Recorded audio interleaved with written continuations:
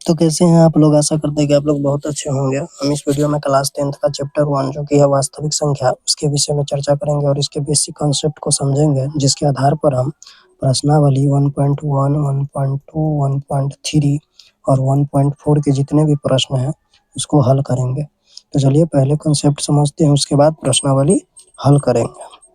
तो सबसे पहले है कि वास्तविक संख्या है क्या? तो जिन संख्याओं का कोई भी मान संभव हो उसे वास्तविक संख्या कहते हैं। जैसे 1, -1, 2, -2, √3, √5 इत्यादि। ये सारी संख्या क्या है? वास्तविक संख्या है। ठीक। अगला है कि वास्तविक संख्या के दो प्रकार हैं। पहला परमेय संख्या और दूसरा अपरमेय संख्या। परमेय संख्या वैसी संख्या जिसे हम P/Q के रूप में लिख सकते हैं, परमेय संख्या कहलाती है, जहाँ Q बराबर 0 नहीं हो। ठीक है, जैसे 22/7 P/Q के रूप में लिखिएगा तो P का मान 22 आएगा और Q का मान 7 आएगा, यानी Q बराबर 0 नहीं है। अतः 22/7 एक परमेय संख्या है। इसी प्रकार एक प्रश्न पर आता है कि क्या 0 एक परमेय संख्या है? तो देखिए, जब किसी भी संख्या के बट्टा में कुछ भी नहीं होता यानी हर के रूप में वहाँ पर 1 होता है। ठीक है, अब इसको ध्यान से देखिएगा तो ये P/Q के रूप का है, जहाँ Q बराबर 0 नहीं है, Q बराबर 1 है। अतः हम कह सकते हैं कि 0 एक परमेय संख्या है। अगला है अपरमेय संख्या।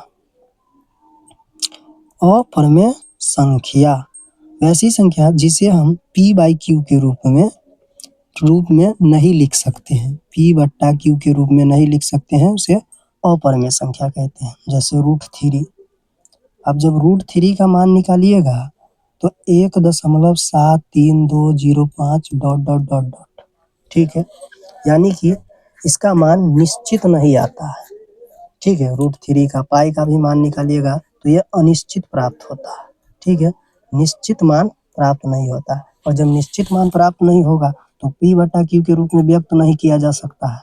अतः √3, √5, √3 + 2, 1.01000010001 ... पाई/2 इस तरीके से इत्यादि संख्याएं जो हो जाती है वो अपरमेय संख्या होती है। ठीक है, अगला है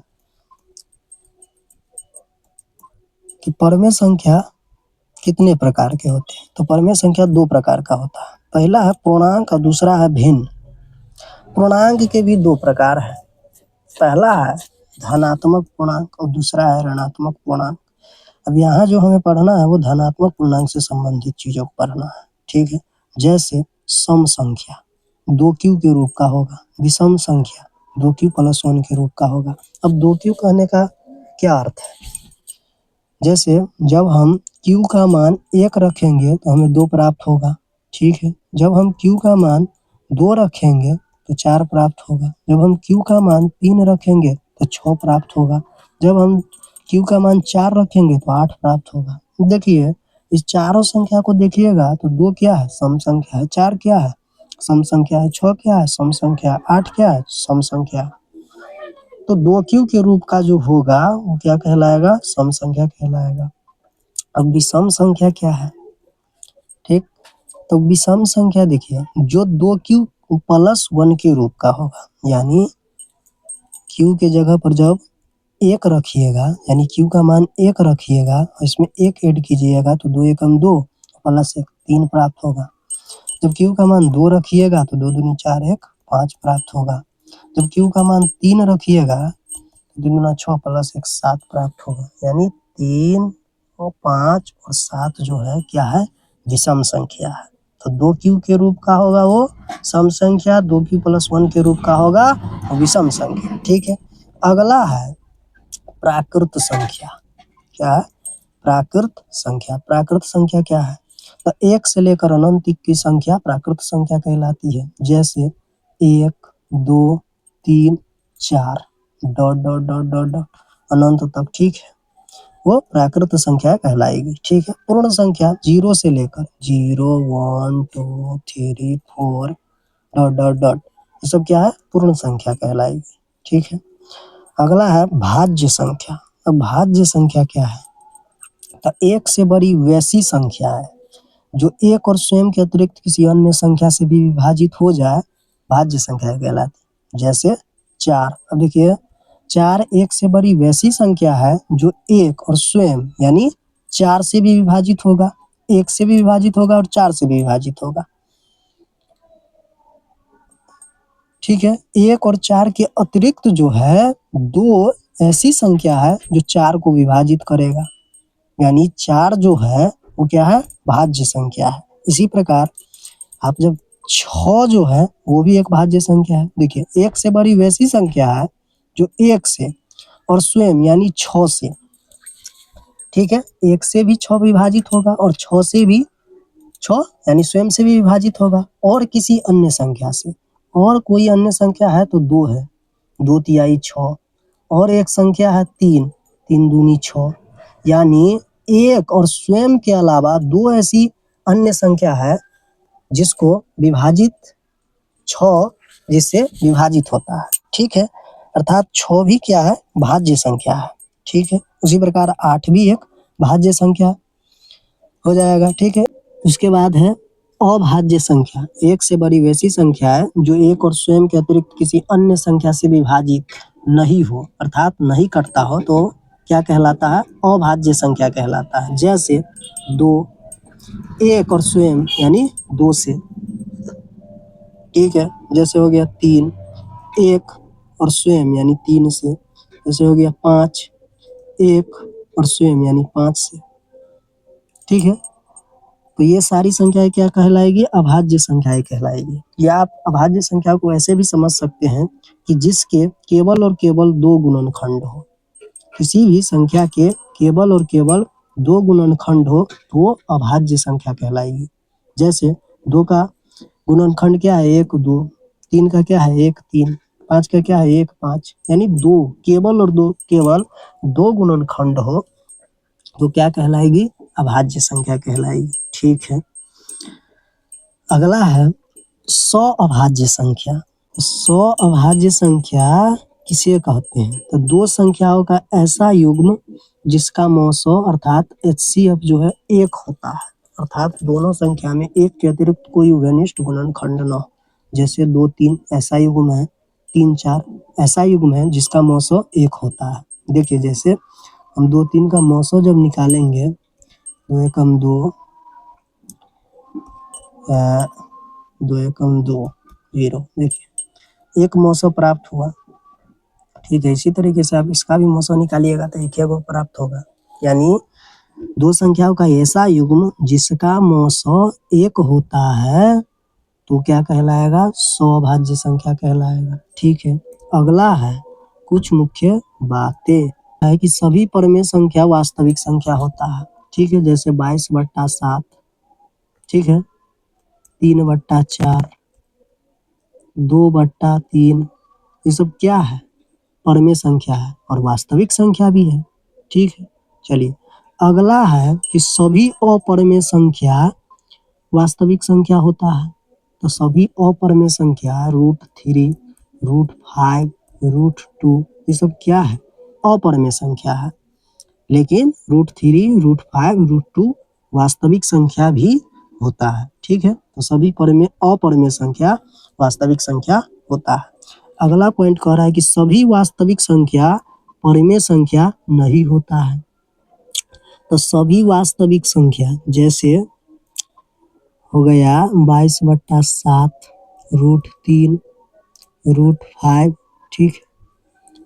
तो अब यहाँ देखिए 22/7 जो है वो वास्तविक संख्या है, √3 जो है ये भी वास्तविक संख्या है, √5 जो ये भी वास्तविक संख्या है, लेकिन 22/7 जो है वो परमेय संख्या है, लेकिन √3 और √5 जो है वो अपरमेय संख्या है। यानी कहने का मतलब है कि सभी वास्तविक संख्या परमेय संख्या नहीं होता है, अपरमेय संख्या भी होता है।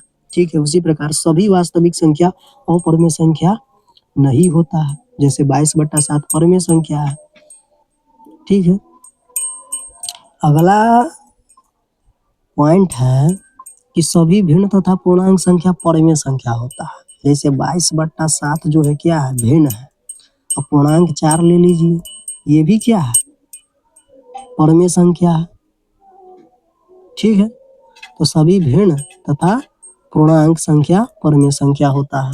अगला बिंदु कह रहा है कि सबसे छोटी अभाज्य संख्या 2 है। ठीक है, सबसे छोटी भाज्य संख्या 4 है, ये भी ठीक है। सबसे छोटी भाज्य तथा अभाज्य संख्या का गुणनफल 8 होता है। जैसे 4 गुने 2 कीजिएगा तो 8 मिलेगा। ठीक है, अगला बिंदु है कि सबसे छोटी भाज्य यानी 4 और सबसे छोटी अभाज्य संख्या का अंतर, ठीक है, 2 होता है। ठीक है, अगला बिंदु है कि सबसे छोटी भाज्य तथा अभाज्य संख्या का योग यानी जोड़ 4 + 2 6 होता है। ठीक है, अगला बिंदु है कि सबसे छोटी भाज्य तथा अभाज्य संख्या का भागफल 2 होता है। सबसे छोटी भाज्य 4 है, 2 से इसमें भाग दीजिएगा तो 2 दूनी 4, भागफल कितना मिलेगा, 2 मिलेगा। ठीक है, चलिए अगला है कि 2 परमेय संख्या का योग, अंतर, गुणनफल तथा भागफल परमेय संख्या होता है। 2 परमेय संख्या का योग, जैसे 22/7 प्लस 3/4। ठीक है, 2 परमेय संख्या है। अब इसको जोड़िएगा, जब हल कीजिएगा 7 चौक 28। ठीक है, 88 + 7 × 21, 8 × 9, 8 × 2 = 10, 109/28। ये क्या है, परमेय संख्या है। क्या है, परमेय संख्या। इसी तरीके से आप दोनों का अंतर कीजिएगा। किसी भी 2 परमेय संख्या का योग, अंतर यानी घटाव, गुणनफल यानी गुना तथा भागफल यानी भाग जो है वो परमेय संख्या होगा। ठीक है, अगला बिंदु है कि 2 असमान अपरमेय संख्या का 2 असमान अपरमेय संख्या का योग, अंतर, गुणनफल तथा भागफल अपरमेय संख्या होता है। जैसे √2 + √3। ठीक है, योग हो गया। ठीक है, √2 2 असमान अपरमेय संख्या है, √2 - √3 अंतर हो गया, √2 × √3 और √2 भागा √3। अब देखिए, जब 2 असमान अपरमेय संख्या का योग होगा तो √2 + √3 मिलेगा, यानी ये क्या है, अपरमेय संख्या है। इसी प्रकार जब 2 अपरमेय संख्या का अंतर जो होगा वो √2 - √3, यानी ये भी अपरमेय संख्या है। ठीक है, जब गुणनफल कीजिएगा 2 असमान अपरमेय संख्या का तो √6। ठीक है, ये भी क्या है, अपरमेय संख्या है। ठीक है, जब भाग कीजिएगा तो √2/√3, ये भी क्या है, अपरमेय संख्या है। कहने का मतलब है कि 2 असमान अपरमेय संख्या का योग, अंतर, गुणनफल, भागफल क्या होता है, अपरमेय संख्या होता है। ठीक है, अगला बिंदु है कि 2 समान अपरमेय संख्या का अंतर, 2 समान अपरमेय संख्या का अंतर, गुणनफल तथा भागफल परमेय संख्या होता है। तो 2 समान अपरमेय संख्या, तो √2 - √2 क्या है, 2 समान अपरमेय संख्या है, मिलेगा 0। √2 और गुने √2 क्या है, 2 समान अपरमेय संख्या है। ठीक है,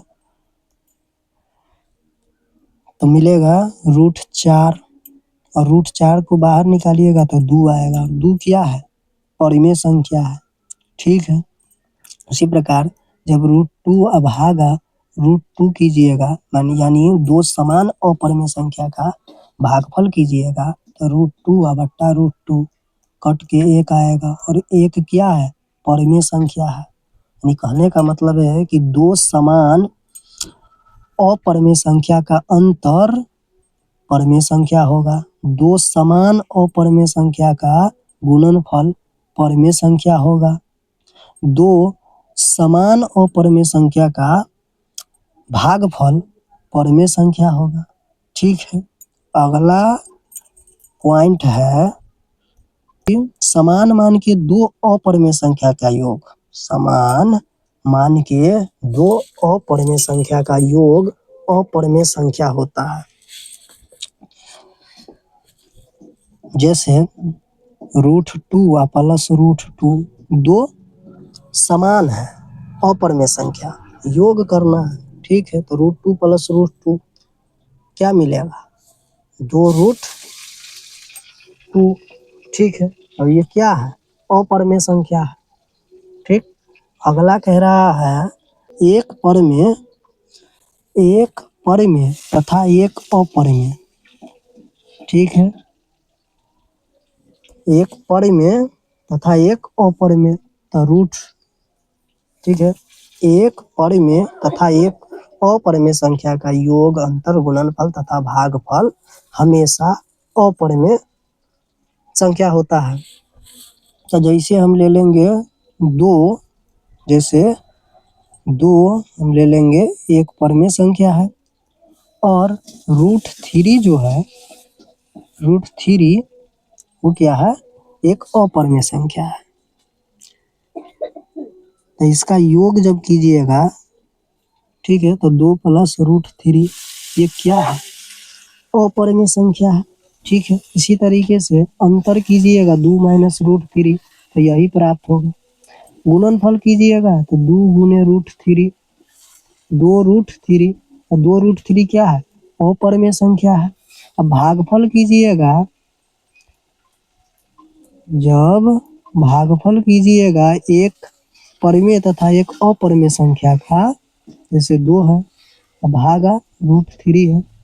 ठीक है, तो 2/√3 ये क्या है? अपरिमेय संख्या है। यानी कहने का मतलब हुआ कि एक परिमेय तथा एक अपरिमेय संख्या का योग जो है अपरिमेय संख्या ही होता है। ठीक है, एक परिमेय तथा एक अपरिमेय संख्या का अंतर भी अपरिमेय संख्या होता है। एक परिमेय संख्या तथा एक अपरिमेय संख्या का गुणनफल अपरिमेय संख्या होता है। एक परिमेय तथा एक अपरिमेय संख्या का भागफल अपरिमेय संख्या होता है। ठीक है, अगला है प्रमेयिका। अब प्रमेयिका क्या है? तो यह एक सिद्ध किया गया कथन होता है जिसके आधार पर हम दूसरे कथनों को सिद्ध करते हैं। ठीक है, उसके बाद है यूक्लिड विभाजन प्रमेयिका। ये क्या होता है? तो दो धनात्मक पूर्णांक a तथा b दिया रहने पर अद्वितीय q तथा r विद्यमान होता है, यानी उपस्थित होता है, जिसके लिए a बराबर bq प्लस r, जहां 0 बड़ा या बराबर है r के और b से छोटा है। ठीक है, अगला है यूक्लिड विभाजन प्रमेयिका से q तथा r निकाला जाता है। जैसे a बराबर है 15 और b बराबर है 7, तो फॉर्मूला क्या है? a बराबर bq प्लस r, जहां 0 बड़ा या बराबर है r के और b से छोटा है। a यहाँ पर क्या है? 15 और b यहाँ पर क्या है? 7। 7 में कितना से गुना करेंगे और कितना जोड़ेंगे तो 15 प्राप्त हो जाएगा। तो 7 में 2 से गुना करेंगे और उसमें 1 जोड़ देंगे तो हमें 15 प्राप्त हो जाएगा। 7 दूना 14 प्लस 1, 15 बराबर 15।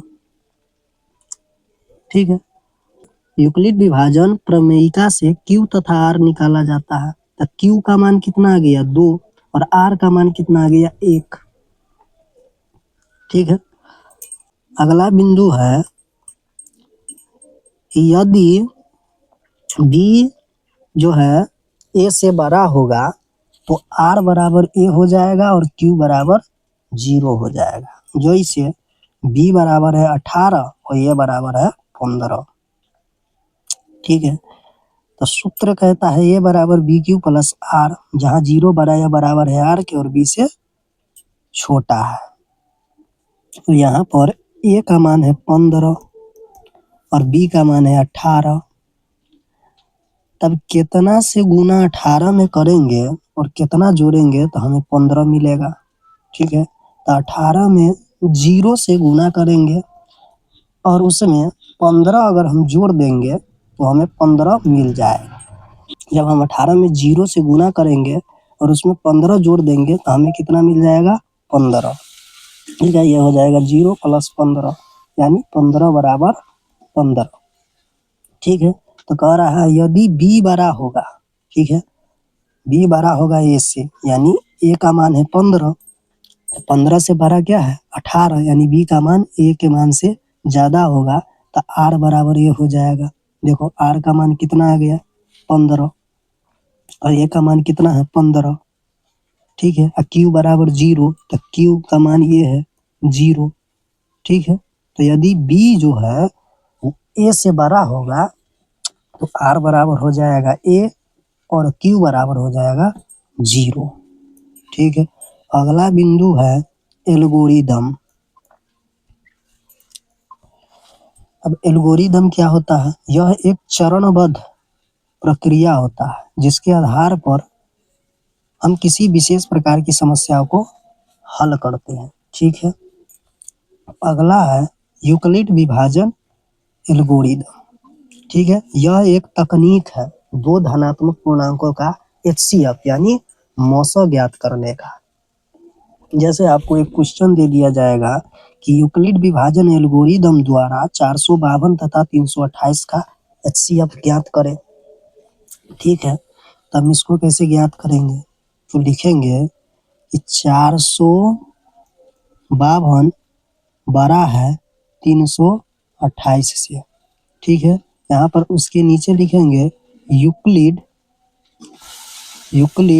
विभाजन एल्गोरिदम से। ठीक है, एल्गोरिदम से, यूक्लिड विभाजन एल्गोरिदम से ए बराबर बी क्यू प्लस आर, जहाँ 0 बड़ा या बराबर है आर के और बी से छोटा है। ठीक है, ये सूत्र है। अब यहाँ पर ए का मान जो हो जाएगा वो 452 हो जाएगा और बी का मान हो जाएगा 328। अब कितना 328 में गुना करेंगे और कितना जोड़ेंगे तो हमको 452 मिल जाना चाहिए। ठीक है, तो एक मर्तबे से करेंगे क्योंकि 2 से करेंगे तो 452 से ज्यादा हो जाएगा और शेष हमें कितना मिल जाएगा? 328। ठीक है, शेष हमें मिल जाएगा 124। ठीक है, 124 मिलेगा जहाँ आर बराबर 0 नहीं है। ठीक है, आगे इसको हल करेंगे तो ये जो 328 है वो 328 ए के स्थान पर आएगा और यहाँ जो 124 आर के जगह है वो बी का मान हो जाएगा। ठीक है, 124 यहाँ आ जाएगा। अब 124 में कितना गुना करेंगे और कितना जोड़ेंगे तो 328 हो जाएगा।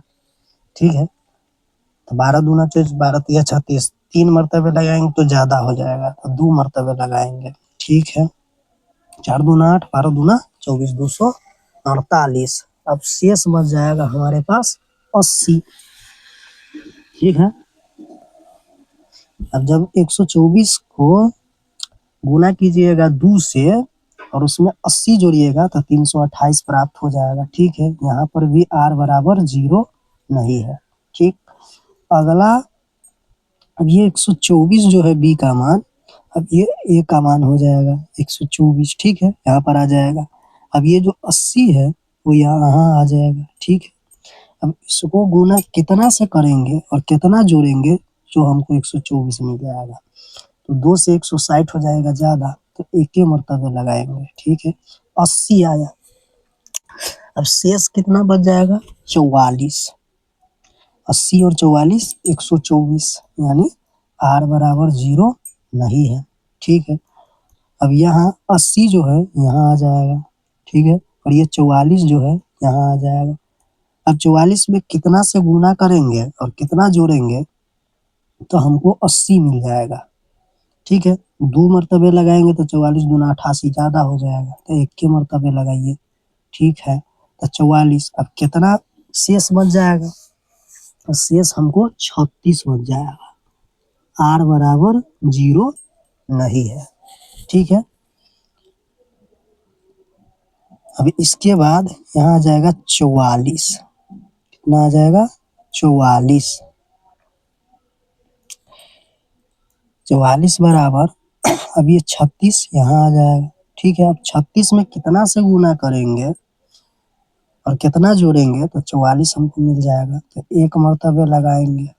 ठीक है, 36 शेष बच जाएगा 8, r बराबर 0 नहीं है। ठीक है, उसके बाद है ये 36 जो है यहाँ आ जाएगा और ये 8 जो है यहाँ आ जाएगा। अब कितना से 8 में गुना करेंगे और कितना जोड़ेंगे तो हमको 36 मिलेगा, तो 8 चौक 32 और शेष बच जाएगा 4।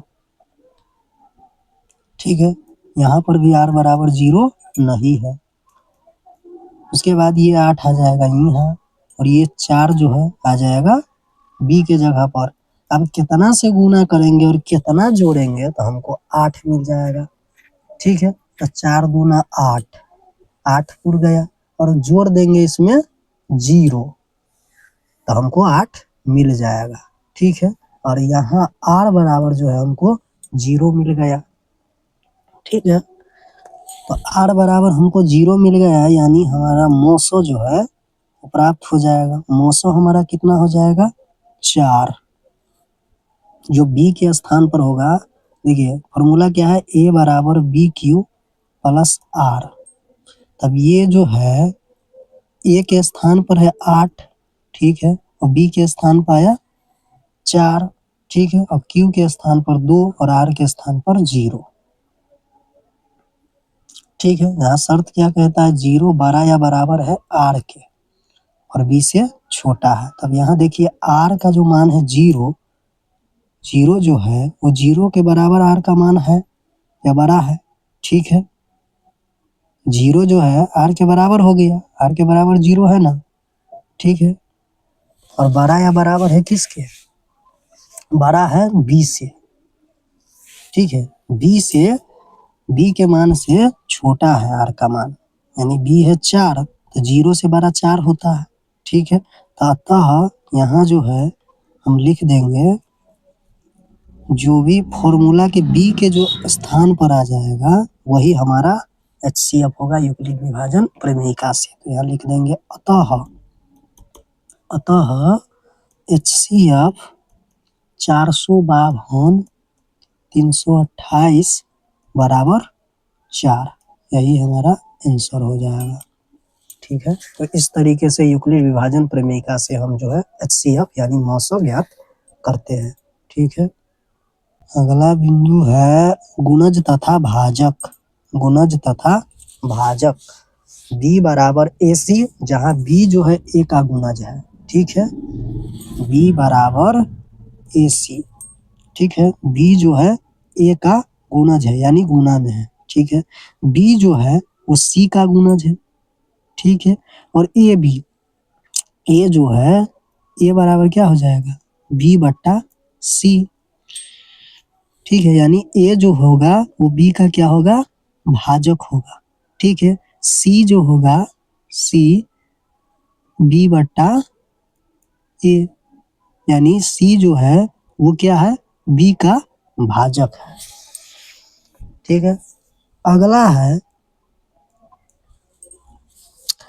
अगला बिंदु है अंकगणित का आधारभूत प्रमेय। अंकगणित का आधारभूत प्रमेय, तो सभी भाज्य संख्या का अभाज्यों के गुणनफल के रूप में लिखा जा सकता है, अर्थात भाज्य वही होगा जो अभाज्यों के गुणनफल के रूप में लिखा जाएगा। जैसे 12, अब 12 को 2 से लगाइएगा तो 6, फिर लगेगा 2 से तो 3। अब यहाँ पर देखिए 12 का अभाज्यों के गुणनफल के रूप में लिखिएगा तो 1 गुने 2 गुने 2 और गुने 3। ठीक है। 2 क्या है? अभाज्य संख्या है। 2 क्या है? अभाज्य संख्या है। 3 क्या है? अभाज्य संख्या है। फिर 15 कीजिएगा तो 1 गुने 3 गुने 5। अब यहाँ पर 3 क्या है? अभाज्य है और 5 क्या है? अभाज्य है। ठीक है ना? और 15 जो है वो क्या है? भाज्य है। 12 क्या है? भाज्य है।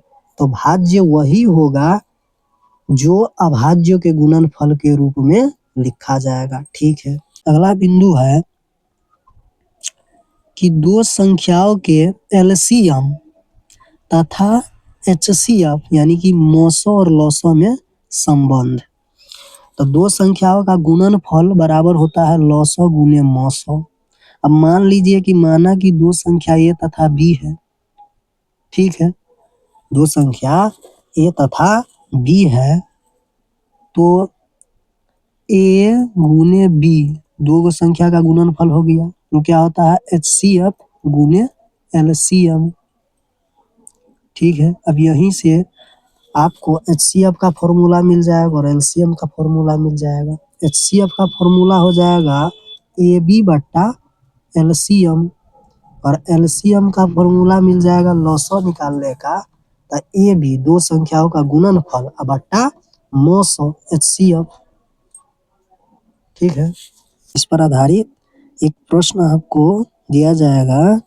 कहा जाएगा कि दो संख्या 52 तथा 78 का एचसीएफ 26 है तो दोनों का एलसीएम ज्ञात करें। ठीक है।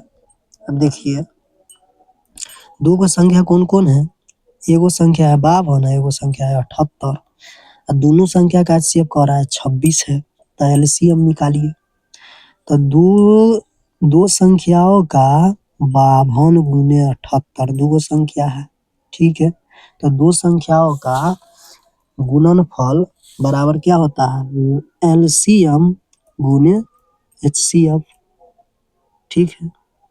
यहाँ पर 52 गुने 78 दो संख्या दिया गया है और हमको एचसीएफ भी दिया गया कह रहा है एलसीएम निकालने के लिए।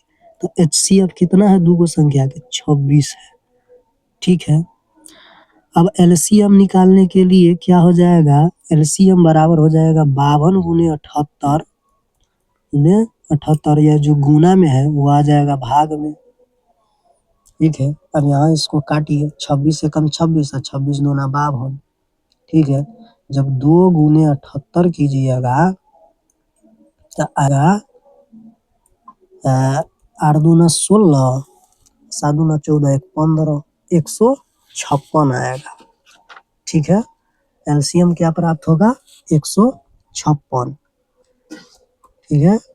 दो संख्या 52 तथा 78 का एचसीएफ 26 दिया है तो दोनों का एलसीएम क्या हो जाएगा 156 हो जाएगा। कितना हो जाएगा 156। अगला बिंदु है अंक गणित के आधारभूत प्रमेय या अभाज्य गुणनखंड विधि द्वारा एलसीएम तथा एचसीएफ निकालना। ठीक है। क्वेश्चन है 18 तथा 24 का एलसीएम तथा एचसीएफ निकालिए। तो जब 18 का अभाज्य गुणनखंड कीजिएगा तो 1 गुने 2 गुने 3 गुने 3 आएगा तो इसको इस तरीके से लिखिएगा। ठीक है। 1 गुने 2 गुने 3 का पावर 2। 24 के अभाज्य गुणनखंड कीजिएगा तो 1 गुने 2 गुने 2 गुने 2 गुने 3 यानी इसको इस तरीके से लिखिएगा 2 का घात 3 गुने 3। अब जब एचसीएफ निकालना होगा तो एचसीएफ कैसे निकालते हैं वो देखिए। ठीक है। तो दोनों संख्या के अभाज्य गुणनखंड में एक जैसा जो है संख्या का हमें जोड़ा मिलाना है। जैसे एक इसमें भी है और एक इसमें भी है, 2 इसमें भी है 2 इसमें भी है, 3 इसमें भी है और 3 इसमें भी है। तो लिखेंगे 1 गुने 2 गुने 3। ठीक है।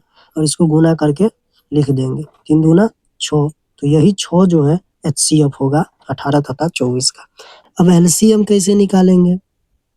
तो देखिए एलसीएम निकालने के लिए हमें क्या करना है कि दोनों के अभाज्य गुणनखंड में जो है जितनी भी संख्या है उस सबको लेना है लेकिन उस संख्या को लेना है एक समान वाली जो संख्या होगी तो एक समान वाली संख्या में हमें जिसका पावर ज्यादा रहेगा उस संख्या को हमें एलसीएम में लेना है। जैसे 1 है तो 1 ठीक है। यहाँ पर देखिए 2 का घात 1 है और नीचे देखिए 2 का घात 3 है तो 2 का घात 3 वाला लेंगे। ठीक है। यहाँ पर 3 का घात 1 है, यहाँ 3 का घात 2 है, यानी ये ज्यादा है, तो ज्यादा वाला पावर वाला लेना है। ठीक है, जिस संख्या का पावर घात ज्यादा रहेगा वैसी संख्या को हमें एलसीएम में लेना है। ठीक है, तो 1 गुने 2 का घात 3 है, तो ये हो जाएगा 8, और गुने 3 का पावर 2 है, तो ये हो जाएगा 9। ठीक है, अब इसको जब गुना कीजिएगा तो 9 8 72 आएगा, तो यही एलसीएम कहलाता है। क्या कहलाएगा?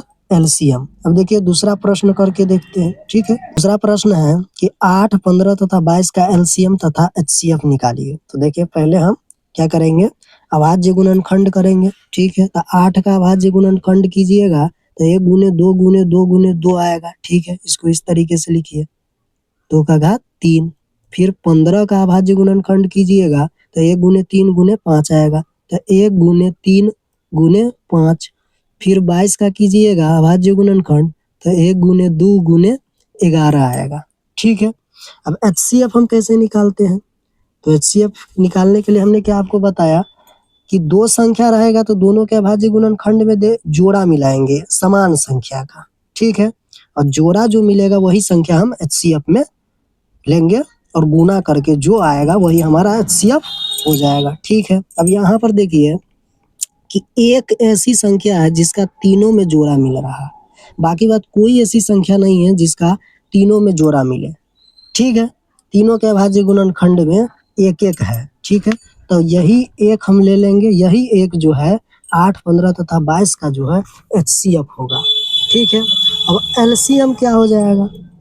अब एलसीएम निकालने के लिए हमने आपको क्या बताया, एलसीएम कि लेना प्रत्येक संख्या को है, और जब समान संख्या दोनों में हो तो समान संख्या वाले में जिसका घात सबसे ज्यादा होगा उस संख्या को लेना है। ठीक है, तो 1 है।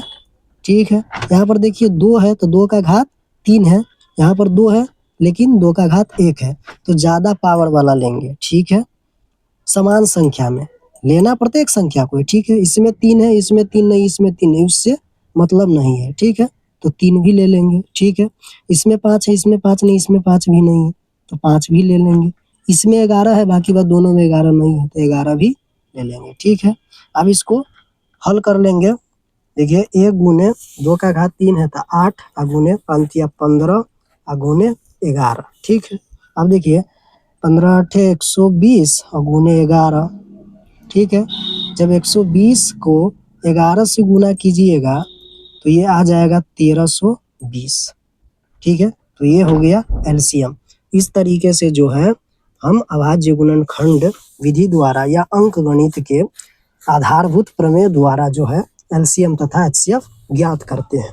ठीक है, अपरिमेय संख्या को सिद्ध करना कह देगा, जैसे क्वेश्चन आपको दे देगा कि सिद्ध करे कि √2 एक अपरिमेय संख्या है, तब इसको कैसे बनाएंगे?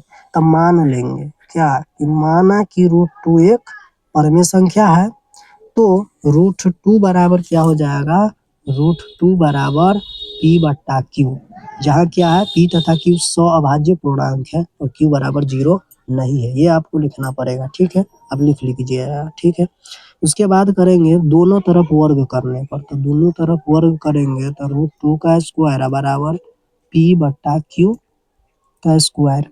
ठीक है, अब यहाँ पर जब स्क्वायर कीजिएगा तो इस रूट से ये स्क्वायर क्या हो जाएगा? स्क्वायर से ये रूट हट जाएगा, तो यहाँ 2 आ जाएगा। अब यहाँ पर स्क्वायर है तो p का स्क्वायर आ जाएगा, ये q का स्क्वायर आ जाएगा। ठीक है, इसको आगे हल करेंगे, आगे जब हल करेंगे तो ये क्या मिलेगा? 2 गुने p स्क्वायर बट्टा q गुने q। ठीक है, इसे हम लिख सकते हैं। ठीक है, अब यहाँ पर देखिए कि ये वो q से इसमें गुना कर देंगे। ठीक है, एगो q से इसमें गुना करेंगे, गुना कानी, तो क्या हो जाएगा? 2q हो जाएगा, और एगो q हमको p स्क्वायर बट्टा q, ए स्क्वायर के बट्टा में ही रखना है। अब यहाँ पर देखिए 2q जो है एक पूर्णांक है, जबकि p स्क्वायर बट्टा q एक भिन्न है।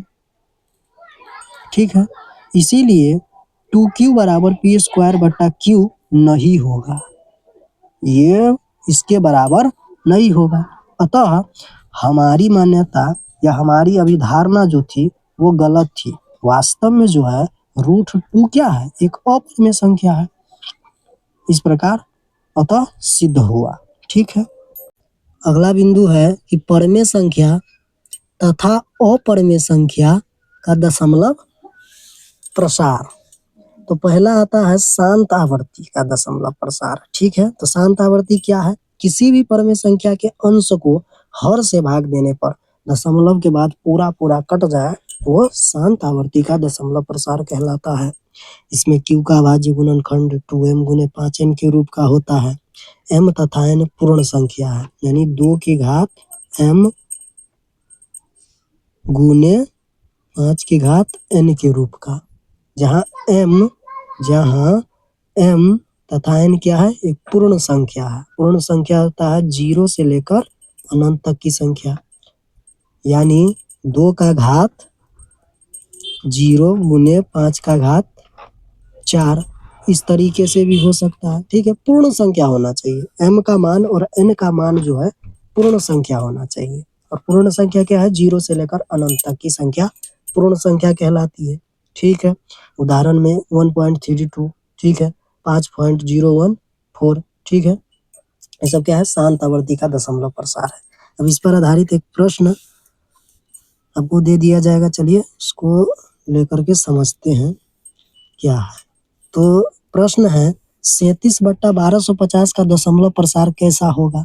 ठीक है, जहाँ p बराबर 37 हो गया और q बराबर 1250 हो गया। ठीक है, तो पहले हम q का अभाज्य गुणनखंड करेंगे। तो 1250 का अभाज्य गुणनखंड निकालिएगा तो 625, 5 से 125, 5 से 25, 5 से 5 25। ठीक है, अब यहाँ पर क्या आ जाएगा, 2 का घात 1 गुने 5 का घात 4, क्योंकि 2 एक बार आया है और 5 4 बार आया है। ठीक है, तो 2 एक बार और 5 4 बार। ठीक है, तो इस रूप में q का अभाज्य गुणनखंड जो होगा वो क्या हो जाएगा, 1250 का अभाज्य गुणनखंड को अगर हम 2m गुने 5n के रूप में लिखेंगे तो क्या हो जाएगा, 2 की घात 1 गुने 5 का घात 4।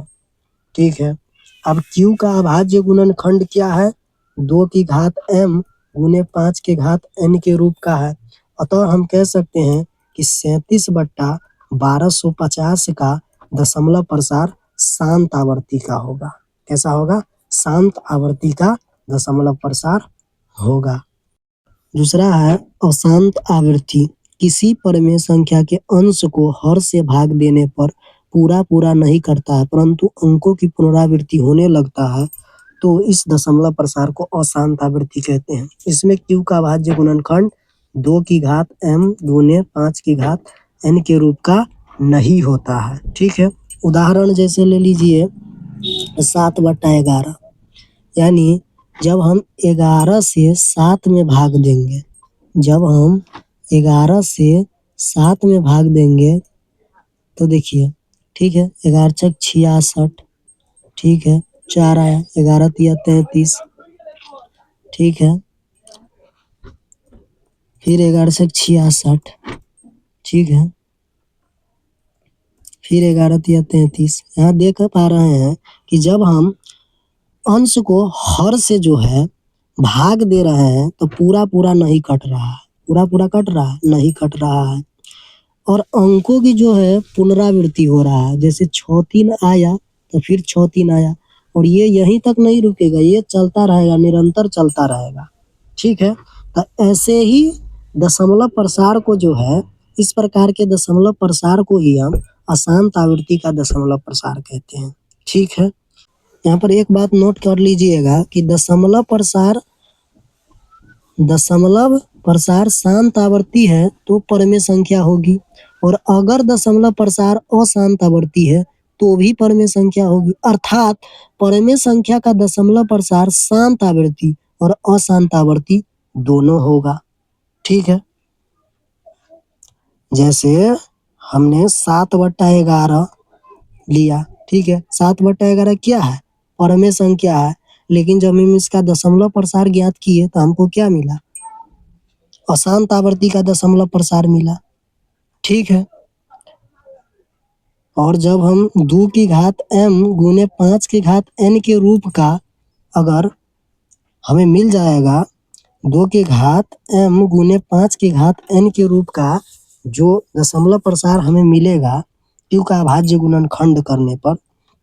ठीक है, जैसे हम किए थे 71/1250 का, तो जब 1250 का अभाज्य गुणनखंड किए थे तो हमें क्या मिला था 2m गुने 5n के रूप का, यानी कि 2 की घात 1 गुने 5 की घात 4 का। तो इसको क्या कहे थे, शांत आवृत्ति का दशमलव प्रसार।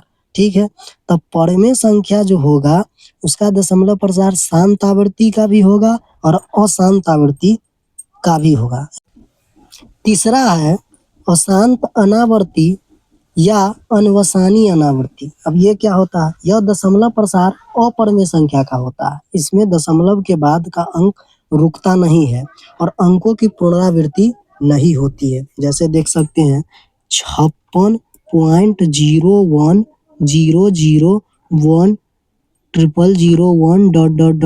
ऐसे ये बढ़ते जाएगा। जैसे दशमलव के बाद देखिए 01 आया, फिर 00 आ गया, फिर 1 आया, फिर 000 आया, फिर 1 आया। ठीक है, यह दशमलव प्रसार अपरमेय संख्या का होता है। किसका होता है, अपरमेय संख्या का। इसमें दशमलव के बाद का अंक रुकता नहीं है। देखिए दशमलव के बाद का अंक रुक नहीं रहा, निश्चित नहीं हो रहा। ठीक है, और अंकों की पुनरावृत्ति नहीं हो रही है। जैसे 01 है तो 01 आना चाहिए, 00 आ गया, यानी कि अंकों की पुनरावृत्ति नहीं हो रहा हो तो ऐसे दशमलव प्रसार अशांत अनावर्ती या अनवसानी अनावर्ती कहलाता है। ठीक है, अगला बिंदु है परमेय संख्या को भिन्न से दशमलव में तथा दशमलव से भिन्न में बदलना। ठीक है, 17/9 क्या है, भिन्न के रूप में। जब 9 से 17 में भाग दीजिएगा तो 1.8888 डॉट डॉट आएगा।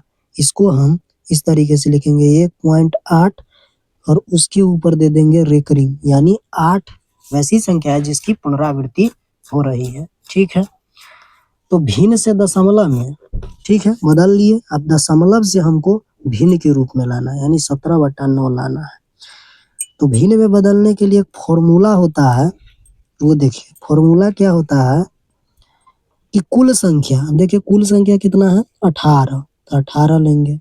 ठीक है, माइनस रेकरिंग से पहले की संख्या, तो रेकरिंग से पहले की संख्या क्या है 1 है, तो 1 लेंगे। ठीक है, 10 के घात दशमलव के बाद कुल अंक। अब 10 के घात दशमलव के बाद कुल अंक कितना है, एगो है, तो पावर में एगो आ जाएगा। ठीक है, उसके बाद है माइनस 10 के पावर दशमलव के बाद जितने अंकों पर रेकरिंग नहीं है, तो दशमलव के बाद कितने अंकों पर रेकरिंग नहीं है, तो एक भी अंकों पर रेकरिंग नहीं है, यानी कि 0 अंकों पर रेकरिंग है। ठीक है, अब इसको जब हल कीजिएगा तो 18 माइनस 1 आ जाएगा 17, और 10 के पावर 1 है तो इसका मान कितना आ जाएगा 10, और माइनस किसी भी संख्या का पावर जब 0 होता है तो उसका मान हो जाता है 1। ठीक है, अब जब इसको हल कीजिएगा तो क्या आ जाएगा 17/10 में से -1 जाएगा तो 9, यानी 10 में से 1 घटेगा तो 9। ये 17/9 पहले था। ठीक है, और 17/9 पुनः प्राप्त हो गया, यानी ये जो है परमेय संख्या 17/9 क्या है, परमेय संख्या है को भिन्न से दशमलव में बदले थे। ठीक है, और दशमलव से फिर क्या किए, हम भिन्न में बदल दिए, तो हमें पुनः क्या मिल गया 17/9। ठीक है, अगला बिंदु है कि बिना लंबी विभाजन किए शांत दशमलव प्रसार ज्ञात करना। ठीक है, क्वेश्चन दे देगा कि 71/1250 का दशमलव प्रसार ज्ञात कीजिए। 71/1250 का दशमलव प्रसार ज्ञात कीजिए। तो देखिए शांत आवृत्ति का जो दशमलव प्रसार होता है उसका q का अभाज्य गुणनखंड 2 की घात m गुने 5 की घात n के रूप का होता है। ठीक है, यहाँ पर हम क्या करेंगे 1250 का अभाज्य गुणनखंड करेंगे और 2 की घात m गुने 5 की घात n के रूप में व्यक्त करेंगे। चलिए पहले 1250 का हम अभाज्य गुणनखंड करते हैं। तो 1250 का अभाज्य गुणनखंड करिएगा तो 2 से 625, 5 से 125, 5 से 25, 5 से 5 25। ठीक है, अब यहाँ पर हमको 2 की घात m गुने 5 के घात n के रूप में व्यक्त करना है 1250 को, तो कैसे करेंगे?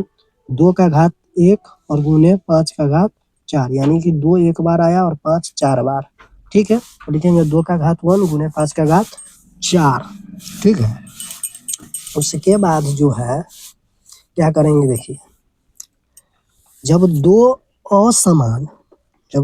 असमान आधार वाली संख्या होता है और उसका पावर अलग अलग होता है तो उसमें गुना नहीं किया जा सकता है। ठीक है, और अगर दो असमान आधार वाली संख्या का पावर एक समान होता है तो उस दो असमान आधार वाली संख्या में गुना किया जा सकता है। ठीक है, ये नियम है, घात का नियम है। ठीक है, तो यहाँ पर हम क्या करेंगे कि 2 का घात 1 है, यहाँ 5 का घात 4 है।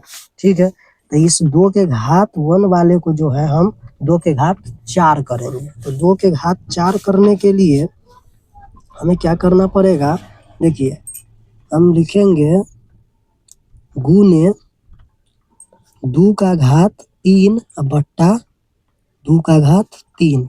अब देखिए, अब यहाँ पर हम इस संख्या को काट देंगे।